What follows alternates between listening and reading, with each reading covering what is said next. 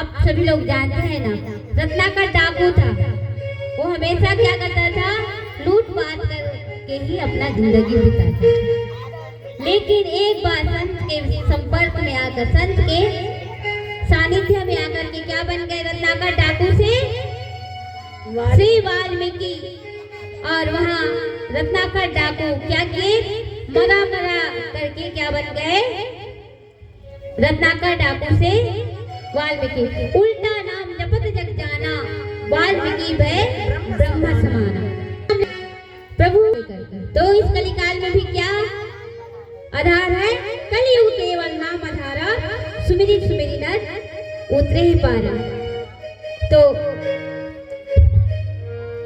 आगे की कथा कहना है कि यही पर विराम।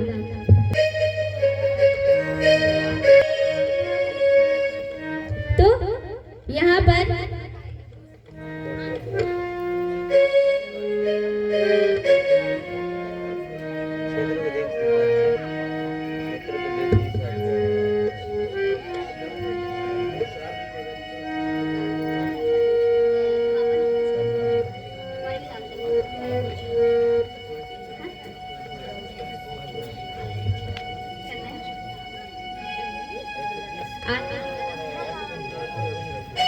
तो यहाँ पर भगवान की प्राप्ति हम किसके माध्यम से करते हैं, नाम संकीर्तन के माध्यम से हम भगवान को पा सकते हैं। इस कलिकाल में एक आधार है, तो क्या है, नाम है ना।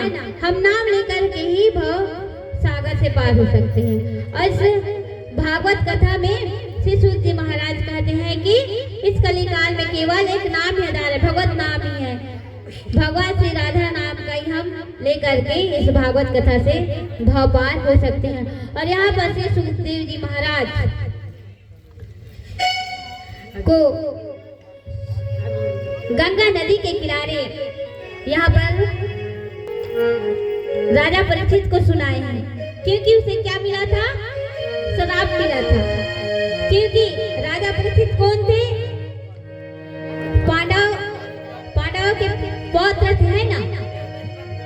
अर्जुन के पुत्र अभिमन्यु के पुत्र कौन थे, राजा परीक्षित, जो उत्तरा के क्या थे, संतान थे, जो गर्भ में ही क्या थे, भगवान का दर्शन के थे। किसका, भगवान श्री कृष्ण का, है ना। देखो भगवान का दर्शन कहाँ से किए थे, गर्भ में रहते हुए। कितना सौभाग्यशाली है ना, हमें भी वैसा सौभाग्य मिलता था, हम भी कितना सौभाग्यशाली होते। तो वैसे सौभाग्यशाली कौन थे, राजा परीक्षित, उत्तरा के गर्भ। क्योंकि समय नहीं है, आप सभी लोग इस कथा को जान रहे होंगे, इसलिए मैं संक्षिप्त में बता रही हूँ, है ना। तो यहाँ पर राजा परीक्षित क्या थे, भगवान का दर्शन बचपन में ही किए थे। जब पांडवों का युद्ध हुआ, पांडव और कौरव का, तो कौरव की हार हुई और पांडवों की जीत, है ना। और तब पांडव बहुत वर्ष तक क्या किए, राज किए, कहाँ, हस्तिनापुर में। फिर वहां के राजा कौन बने, उसके पौत्र कौन, अर्जुन के पुत्र अभिमन्यु के पुत्र राजा परीक्षित हुए। और उसके बाद जो उनके पिताजी थे, दादाजी थे, वो कहाँ गए, सभी राजकाज छोड़ करके उसके पुत्र अभिमन्यु को दिए। अभिमन्यु थोड़े दिन तक राज के, फिर क्या किए, राजकाज किसको सौंप दिए, राजा परीक्षित को। फिर राजा परीक्षित का राज्य क्या किए, बहुत ही सुचारू ढंग से राज्य किया। और उसे क्या कह के गए थे, हे वत्स, आपको हम यहाँ राजकाज आपको सौंप करके जा रहे हैं। और हम आपसे एक विनती करते हैं कि हम जितना दिन तक यहाँ हस्तिनापुर को चलाए, अच्छा से चलाए। अब आपको संभालना। इस तरह से उसके पिताजी अभिमन्यु, है ना, उनको सौंप करके स्वर्ग सिधार गए। फिर राज के कौन, राजा परीक्षित कहे कि आप अपने शरण में आए हुए को कभी वापस निराश मत करना और शरण में आए हुए की रक्षा करना। इस तरह से जो अभिमन्यु थे उसको किसको बताए? राजा परीक्षित को। तो ठीक है पिताजी, आपका आज्ञा क्या होगा? शिरोधार्य होगा। जिस तरह से भगवान परशुराम जी और भैया लखन जी श्री राम कथा में, श्री रामचरितमानस में भगवान परशुराम जी और भैया लखन जी राजा दशरथ जी को क्या दिए? वचन का पालन किए, पिता का आज्ञा का पालन किए। इस तरह से यहाँ भी श्री भागवत कथा में महाभारत युद्ध में जब पांडव की युद्ध हुआ था, तब यहाँ पर राजा परीक्षित वचन दिए हैं किसको? अपने पिता अभिमन्यु को, और कहे हैं कि ठीक है पिताजी, आपका आगे क्या होगा? आज्ञा का पालन होगा। तो यहाँ पर क्या हुआ है? पालन किए हैं। जब उस समय क्या हो गया था? त्रेता युग का अंत, द्वापर युग का समाप्त, लास्ट था। भगवान कृष्ण अपने धाम को चले गए थे, द्वापर युग का अंत आ गया। और उसी समय क्या हुआ? जैसे ही द्वापर युग का अंत हुआ, भगवान श्री कृष्ण वापस अपने साकेत धाम चले गए। 124 वर्ष पूर्ण होने के पश्चात कलयुग का प्रारंभ हुआ। तब राजा परीक्षित का राज चला और बहुत ही सुचारू ढंग से राजा परीक्षित राज कर रहे थे। फिर एक दिन राज करते हुए अश्वमेध यज्ञ करने के पश्चात क्या करने के लिए गए? शिकार के लिए, भ्रमण के लिए निकले। और वहां पर क्या पहन के निकले? मुकुट पहन करके निकले। कौन? राजा परीक्षित। और मार्ग में क्या देखते हैं?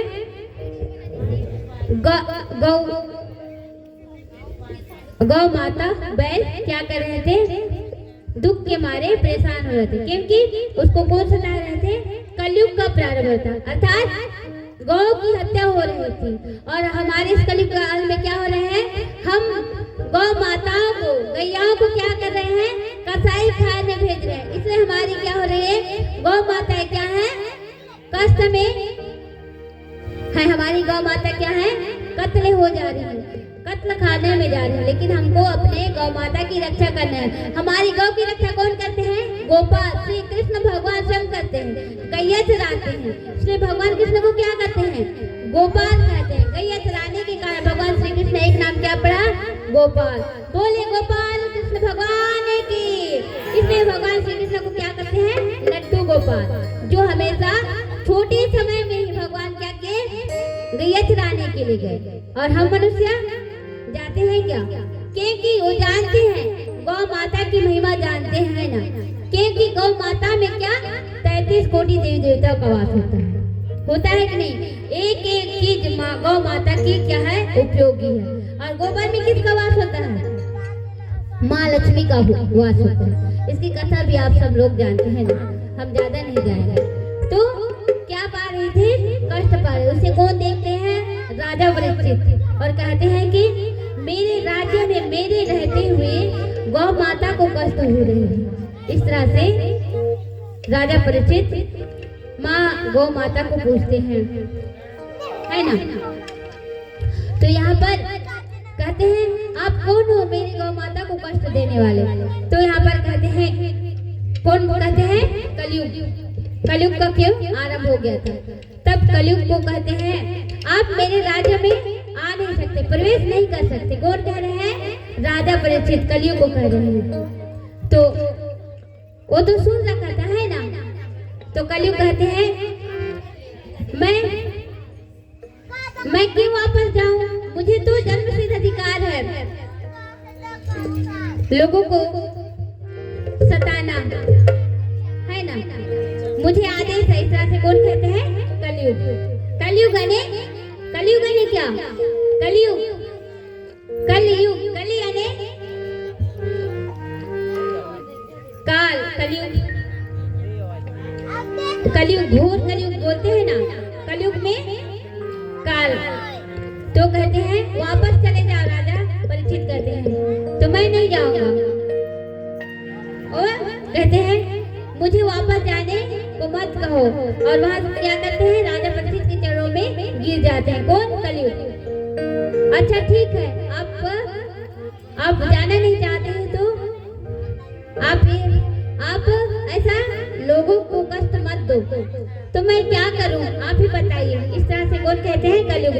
परीक्षित को। तो राजा परीक्षित तो क्या थे, वचनबद्ध थे, है ना, क्योंकि रघुकुल रीति सदा चली आई, प्राण जाए वरु वचन न जाए। जिस प्रकार प्रभु श्याम जी वचन दिए थे, है ना, उसी तरह से यहाँ भी कौन, राजा परीक्षित भी वचनबद्ध था, क्योंकि पिता को वचन दिया था। तो क्या है कि मैं, आप मेरे शरण में हूँ, बताओ आप कहाँ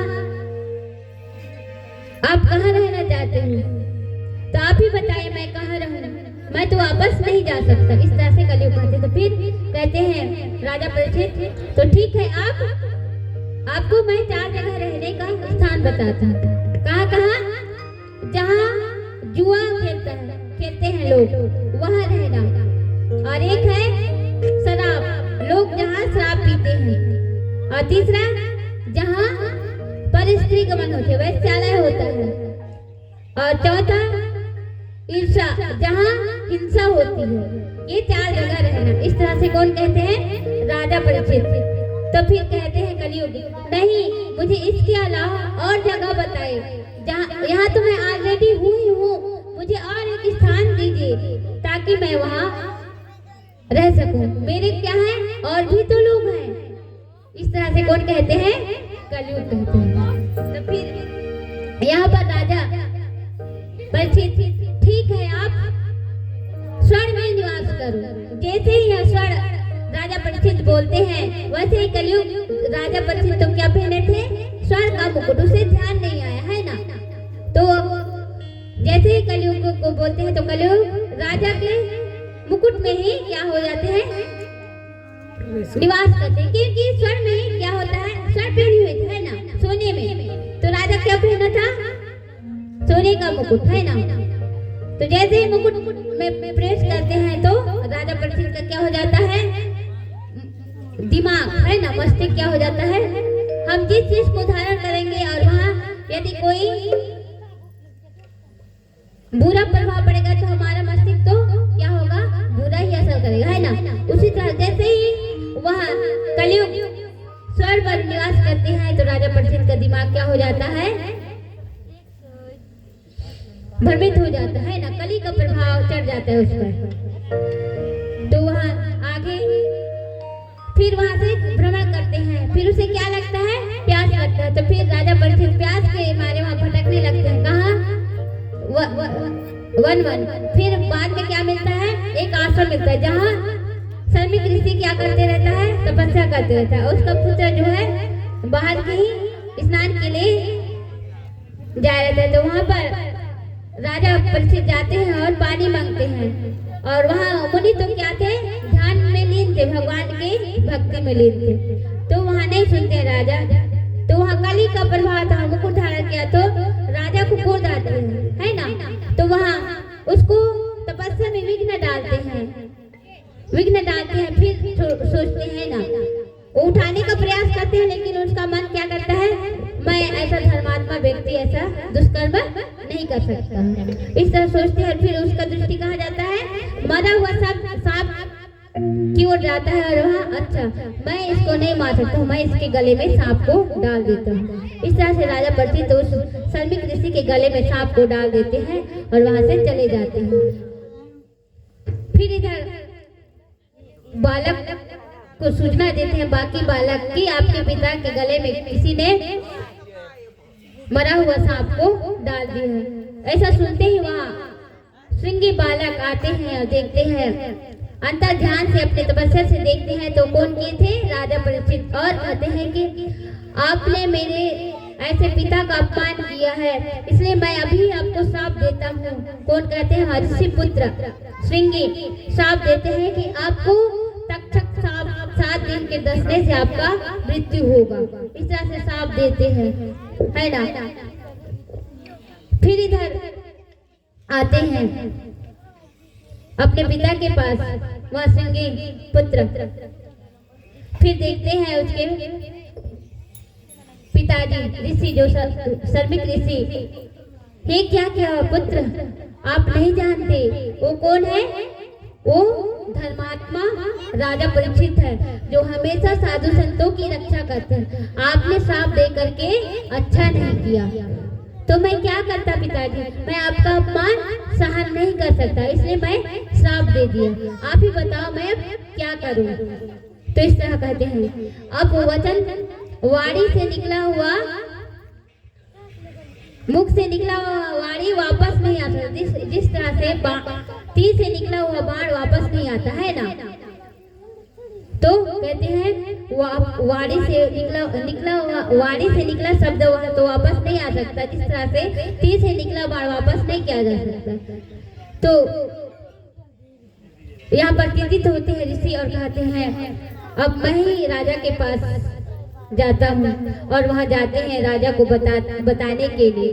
फिर कहते हैं वहाँ ऋषि, ये उपाय है पिताजी, वहाँ जो राजा परीक्षित है वो भागवत कथा सुनेंगे तो उसका मुक्ति 7 दिन में मुक्ति होगा।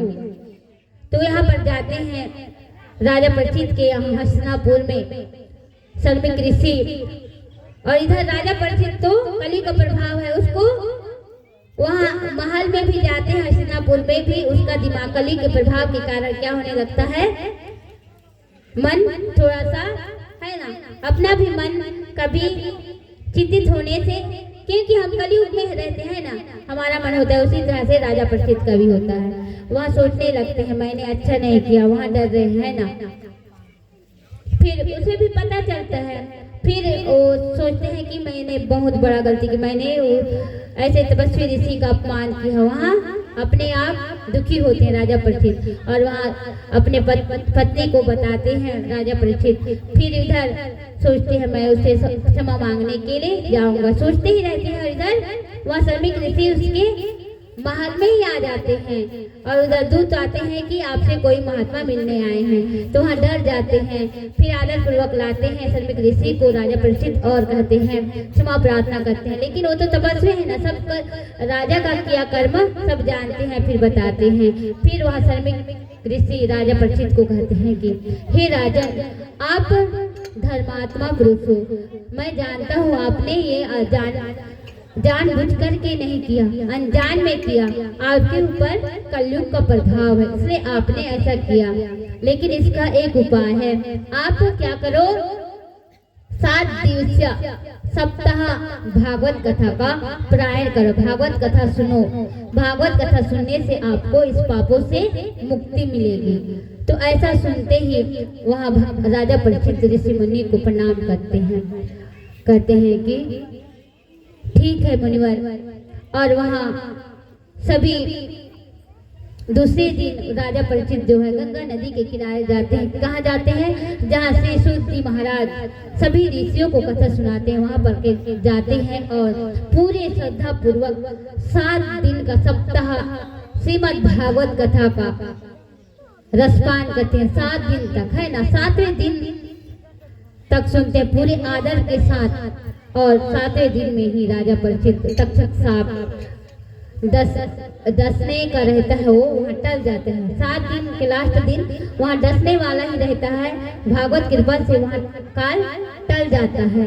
किसकी कृपा से, श्रीमद् भागवत कथा श्रवण करने मात्र से वहाँ काल भी टल जाता है, वह मृत्यु भी टल जाता है। तो ऐसी श्रीमद् भागवत कथा की महिमा है। जो श्रद्धा पूर्वक भागवत कथा को एक दिन भी सुनता है ना, तो उसको भी पापों से मुक्ति मिलती है। तो ऐसी श्रीमद् भागवत कथा की महिमा है। वैसे तो भागवत कथा होती है तो सप्ताह कथा होती है, या तो 1 महीने की भी कथा होती है, लेकिन 1 महीना किसी के पास समय नहीं रहता, इसलिए लोग क्या करते हैं, सप्ताह कथा का ही पारायण करते हैं। और आप लोग सौभाग्यशाली हो, हम लोग आप लोग को सप्ताह कथा करवाने के लिए नहीं कहेंगे। हम लोग तो इतना भाग्यशाली है कि हमें 1 दिन का भागवत कथा कहने का मुझे सौभाग्य मिला। मुझे इतने में ही खुशी हुई, क्योंकि आप ग्रामवासी बहुत ही धन्यवाद के पात्र हो, सौभाग्यशाली हो। यादव परिवार को मैं बार बार कोटि कोटि धन्यवाद दूंगी, क्योंकि भगवान श्री कृष्ण क्या है, यदुवंशी है, और आप सभी भी भगवान के ही वंशज है। आप धन्यवाद के पात्र हो। बोले कृष्ण कन्हैया लाल की जय। तो भागवत कथा 7 दिन सुनने मात्र से जीव को मुक्ति मिलती है। ऐसी भागवत की कथा है, पापों को नाश करने वाली, कल्याण करने वाली ऐसी कथा। भगवान की कथा तो अथा है। कहते हैं हरि अनंत हरि कथा अनंत, कहे सुने बहुविधि सब संता। जिसे संत मुनि अपने अपने बुद्धि के अनुसार कहते हैं, सुनते हैं, है ना। हम तो साधारण सी बालिक हैं। भगवान की कथा तो अनंत अपार है। जिस तरह से समुद्र के पानी से एक लोटा जल निकालने से वहाँ समुद्र का पानी कम नहीं होता, उसी प्रकार भगवान की कथा थोड़े से शब्दों में चौपाई में कहने से भी यहाँ कथा पूर्ण नहीं होती। भगवान की कथा तो अनंत अपार है। जिसे वाणी की देवी माँ सरस्वती, बुद्धि के दाता भगवान श्री गणेश, शेष महेश कोई नहीं कह सकता। हम तो साधारण मनुष्य हैं, क्या कहेंगे। तो भगवान की कथा को नहीं अपने वाणी को विराम से पूर्व एक दो बार भगवान नाम भगवान नाम संकीर्तन। बोले राधा रानी सरकार की जय हो।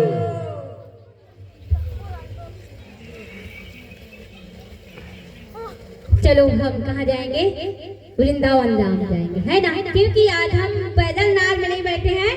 कहाँ बैठे हैं, साक्षात वृंदावन धाम में, जहाँ भगवान श्री राम जी का धाम है ना, जहाँ लोग जाने की तरस है। लेकिन आपके यहाँ तो सब भगवान शंकर के आए हैं। यहाँ साक्षात वृंदावन धाम ही बन गया है। बोले वृंदावन धाम की जय, श्री बांके बिहारी लाल की जय।